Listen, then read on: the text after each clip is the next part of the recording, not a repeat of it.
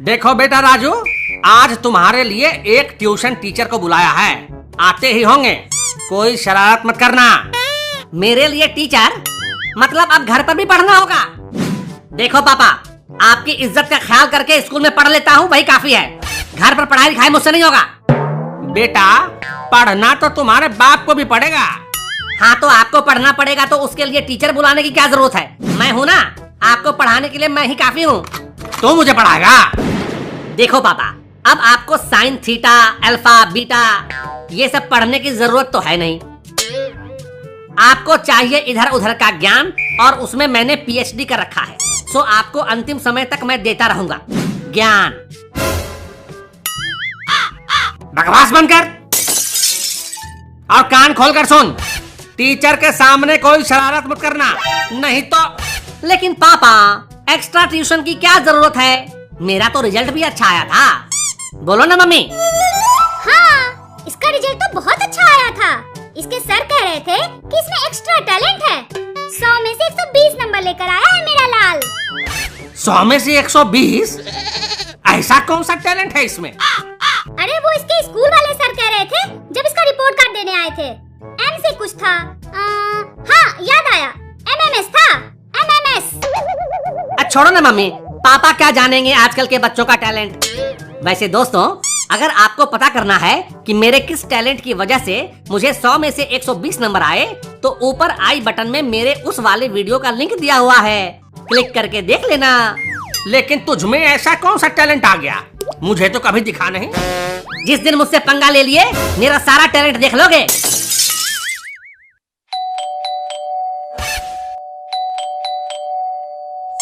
लगता है सर आ गए। राजू, जाकर गेट खोलो। आइए आइए, आपको ही लेने का इंतजार कर रहे थे। क्यों? लगता है पापा ने आपको बताया नहीं कि मैं लेने में एक्सपर्ट हूँ। यहाँ आपको लेने आया हूँ, चलिए अंदर। ये कैसी बातें किए जा रहे हो? कुछ समझ में नहीं आ रहा। अंदर आकर अपना तरबूज तो अटकाओ, सब समझ आ जाएगा।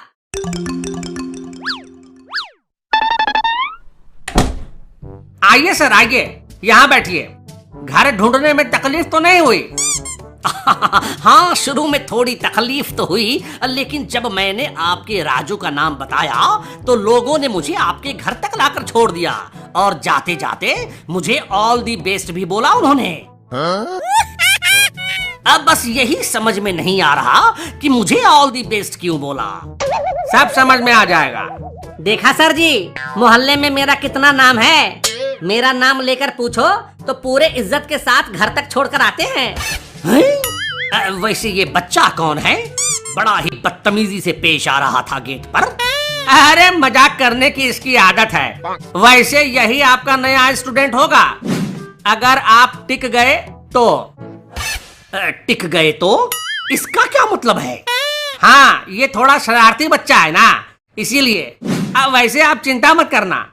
कोई बात नहीं, कोई बात नहीं। शरारती बच्चे को ठीक करना मुझे अच्छे से आता है। वो तो समय ही बताएगा कि कौन ठीक हुआ और कौन खराब। तुम बकवास बंद करो और पढ़ने की तैयारी करो। अब पढ़ाई लिखाई तो होती ही रहेगी, अब पहले चाय पानी तो हो जाए। क्यों भाभी जी? हाँ हाँ जरूर, अभी लाती हूँ। कोई जरूरत नहीं है। आप यहाँ पढ़ाने आए हैं या चाय पर फोकस करने? वैसे आपको बता दूं कि ये बच्चा। अरे भाई साहब, आप उसकी चिंता छोड़ दो, मैं सब देख लूंगा।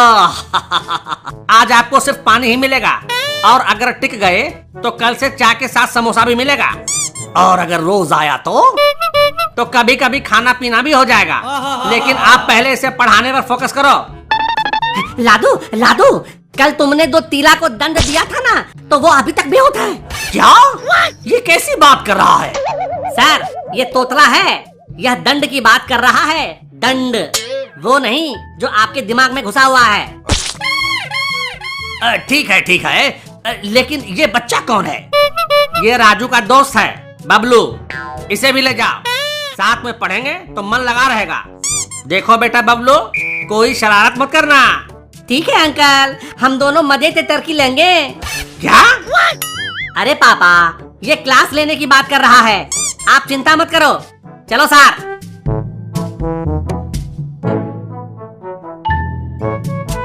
सर आप इस पर बैठ जाओ। ठीक है। अरे यहाँ तो कील रखी थी। पूला घुस गया क्या?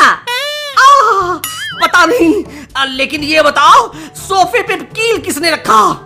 सर वो तो ये देखने के लिए रखा था कि आपका तरबूज कितना स्ट्रांग है, कहीं हमें पढ़ाने में फट तो नहीं जाएगी। क्या? लेकिन ऐसा कोई करता है क्या?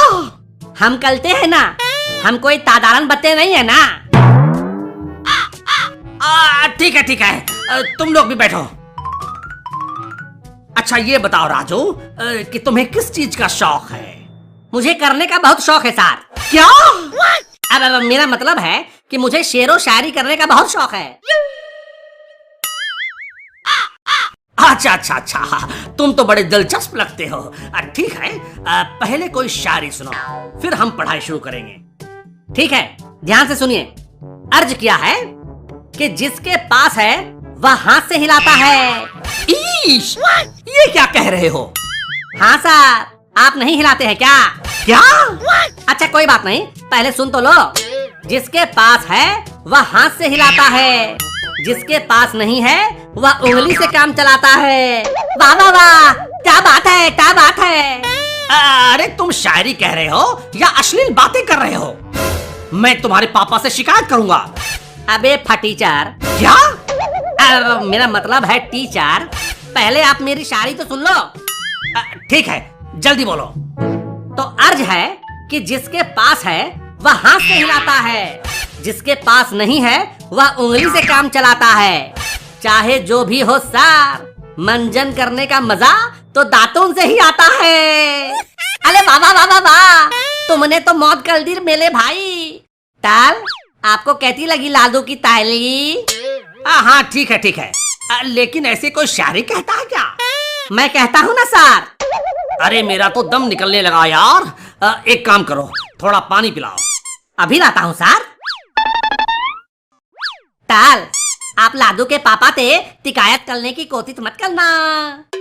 क्यों? मैं तो तुम दोनों की शिकायत करूंगा।